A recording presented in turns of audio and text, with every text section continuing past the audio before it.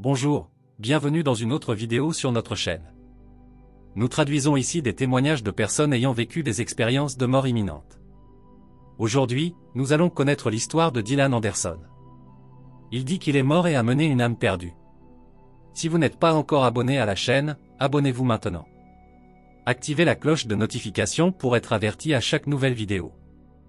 Écoutons maintenant le témoignage de Dylan. En 2015, j'ai traversé une période extrêmement difficile. À l'époque, mon père était hospitalisé depuis plus d'1 an, ce qui suscitait une grande appréhension et anxiété. Bien que nous ayons engagé une assistante pour s'occuper de lui, je tenais à le visiter quotidiennement, interrompant mes activités quotidiennes. Observer mon père allongé dans son lit d'hôpital, témoigner de sa santé se détériorer, était une expérience douloureuse. Je me souviens vivement de l'atmosphère lourde qui imprégnait l'hôpital à chaque fois que je passais les portes. Dans la chambre de mon père, l'odeur des médicaments et des désinfectants imprégnait l'air. En le voyant, j'essayais de maintenir une expression sereine, conscient qu'il avait besoin de mon soutien pour trouver espoir et réconfort. Cependant, malgré tous mes efforts, le sentiment d'impuissance persistait, car je ne pouvais pas changer sa condition, seulement rester à ses côtés pendant cette période difficile. Un jour particulier, en revenant dans la chambre d'hôpital, j'ai ressenti une tension intense dans l'air. En regardant mon père, j'ai été confronté à son visage pâle et à sa respiration affaiblie. Son corps succombait progressivement à la perte de vitalité. Je me suis approché, tenant sa main délicatement. Même en essayant de sourire pour moi, son visage exprimait un amour qui accentuait la tristesse dans mon cœur. Conscient de son départ imminent, j'ai vu le temps se figer dans cette chambre, alors que sa respiration diminuait jusqu'à s'arrêter. Ses yeux se sont fermés, et je suis resté silencieusement à côté du lit, incapable d'accepter son départ. Après son décès, en tant que fils unique chargé d'organiser les funérailles, j'ai fait face à une pression écrasante, à la fois financière et émotionnelle. Les nuits sans sommeil sont devenues courantes, marquant la période post-mortem de mon père. Dans de nombreux rêves nocturnes, il apparaissait sous différentes formes, de sa jeunesse à son dernier sourire. Ces visions suscitaient des émotions contradictoires. 1 an plus tard, les circonstances ont commencé à s'améliorer. À l'époque, j'étais engagé dans une relation, travaillant sans relâche pour atteindre nos objectifs communs. 2 emplois remplissaient mes journées, laissant peu de temps pour me détendre. Au cours de ces longues journées, la fatigue a finalement eu raison de moi. À un moment d'épuisement à la maison, j'ai perdu connaissance subitement. Dans l'inconscience, j'ai été enveloppé par une lumière paisible et chaleureuse. Flottant au-dessus de mon propre corps, j'ai observé mes mains émettant une lumière blanche translucide. La moitié supérieure de mon corps conservait une forme humaine, mais, étonnamment, en regardant vers le bas, j'ai remarqué l'absence de jambes. Cependant, quelque chose ressemblant à une queue a attiré mon attention. Cette queue, longue, fine et douce, exhibait une surface extrêmement lisse qui émanait d'une lueur douce. Sa présence a éveillé en moi une sensation de pouvoir particulière, comme si je m'étais fusionné avec une force mystérieuse. Pendant que je flottais au-dessus de mon propre corps, l'idée de traverser le toit est venue à moi. J'ai décidé de prendre le risque et j'ai commencé à monter lentement. En traversant le grenier, j'ai rencontré une certaine résistance, mais cela ne m'a pas empêché de continuer ma montée. En atteignant le grenier, j'ai trouvé une femme assise, des larmes mouillant son visage. Nos formes semblaient remarquablement similaires, bien que je ne puisse pas l'identifier. Cependant, je savais qu'elle faisait face à une certaine forme de tristesse. Mon cœur s'est empli de compassion. J'ai essayé de communiquer avec elle par la pensée, et elle m'a dit qu'elle ne pouvait pas trouver le chemin de la maison. J'ai répondu, la rassurant, affirmant que nous trouverions ensemble le chemin du retour. J'ai expliqué que parfois, nous nous perdons, mais il est vital de ne pas perdre espoir. Ensemble, nous explorerions les environs à la recherche d'indices pour l'aider à retrouver son chemin. Je l'ai invité à sortir du grenier avec moi, lui tendant doucement la main. La femme a cessé de pleurer, et nous sommes rapidement arrivés en ville. La vision était complètement différente de la réalité. Les couleurs étaient plus vives et pleines de vie que d'habitude, créant une scène spectaculaire sur la ville. Les couleurs brillaient intensément, le ciel était plus bleu, les arbres plus verts. Tout pulsait de couleurs vives.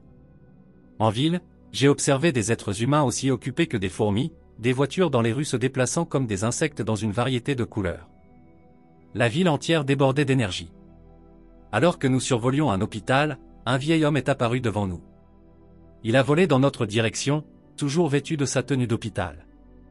Nous l'avons salué et en souriant, il a partagé qu'il était décédé d'un cancer du poumon et se préparait maintenant à retourner dans sa autre maison.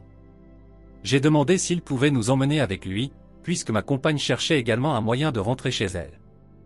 Le vieil homme a souri, a hoché la tête et a accepté de nous emmener avec lui. Il a expliqué que cette maison était l'endroit où toutes les âmes appartenaient, et guidés par lui, nous avons volé vers notre destination, discutant pendant le vol. Nous partagions nos expériences et nos sentiments pendant que le vieil homme nous dévoilait son histoire. Il avoue avoir été un bourreau de travail, toujours en quête de succès professionnel. Il avait consacré la majeure partie de sa vie au travail, cherchant le statut et les réalisations. Cependant, à la fin de son parcours, il réalisa que tout cela n'avait plus d'importance. Le regret l'envahit, car il avait négligé sa famille et sa santé en raison de la pression au travail. La dépendance au tabac, développée sous cette pression, aboutit au diagnostic d'un cancer du poumon à l'âge de 71 ans. Le vieil homme réfléchit sur le voyage de la vie, concluant que le plus crucial est de prendre soin de sa famille et de préserver sa santé physique et mentale. Soudain, un immense arc-en-ciel apparut, brillant intensément comme la porte du bonheur. En nous approchant, une atmosphère chaleureuse nous enveloppa. Le vieil homme exprima sa gratitude envers Dieu, impatient de rester à cet endroit. Les proches du vieil homme attendaient devant la porte, rayonnant de joie. Après nous avoir dit au revoir, lui et ses proches passèrent par la porte. En observant la dame qui m'accompagnait, je remarquai sa frustration. Un vieil homme s'approcha d'elle, et en le voyant, elle poussa un rugissement d'excitation. Le vieil homme était son grand-père. Ses yeux se remplirent de larmes et de joie, ils s'embrassèrent avec force. Le grand-père me fit signe d'entrer par la porte avec eux. Curieux de savoir ce qui se trouvait de l'autre côté, j'acceptai. Cependant, alors que j'étais sur le point de traverser la porte, un ange apparut. Il me dit que bien que mon nom soit inscrit dans le livre de la vie, ce n'était pas encore le moment d'entrer. J'avais une mission sur terre à accomplir. Me sentant perdu, je regardai la dame et son grand-père. Elle comprit, et son grand-père sourit doucement. Je demandai à l'ange si je pouvais rencontrer mon père, décédé il y a 1 an. Elle répondit qu'elle ne pouvait pas accéder à ce souhait, mais assura qu'il allait bien et qu'il profitait de la paix et du bonheur au ciel. Un autre ange apparut, indiquant qu'il était temps de revenir. Tenant sa main, je sentis mon corps s'illuminer, franchissant les barrières de l'espace et du temps. Une énergie réconfortante m'enveloppa, comme des mains invisibles me guidant. Peu à peu, je retrouvai mon corps, respirant et percevant les sons et la lumière autour de moi. En rouvrant les yeux, je me trouvai allongé dans un lit familier, reconnaissant pour cette expérience. Après cet événement, ma compréhension de la vie a été transformée. Je valorise davantage la compagnie de ma famille et la santé de mon corps. Je me souviens des paroles du vieil homme, et dans les moments de stress, je réfléchis à l'importance de ces aspects.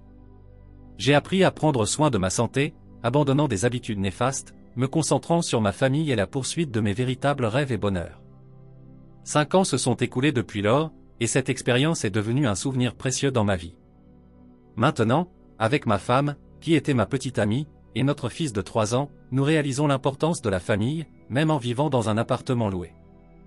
Le bonheur réside dans l'appréciation de ces moments au fil des ans.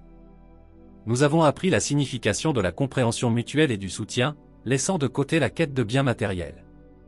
Maintenant, nous nous concentrons sur la chaleur de la famille, reconnaissant la valeur précieuse du temps que nous partageons. Dans notre chalet loué, nous avons construit des moments heureux, comprenant que la vraie félicité réside dans les liens émotionnels et l'intimité entre nous. Au cours des 5 dernières années, je suis devenu un mari et père meilleur, mettant ma famille en priorité avec cœur et âme.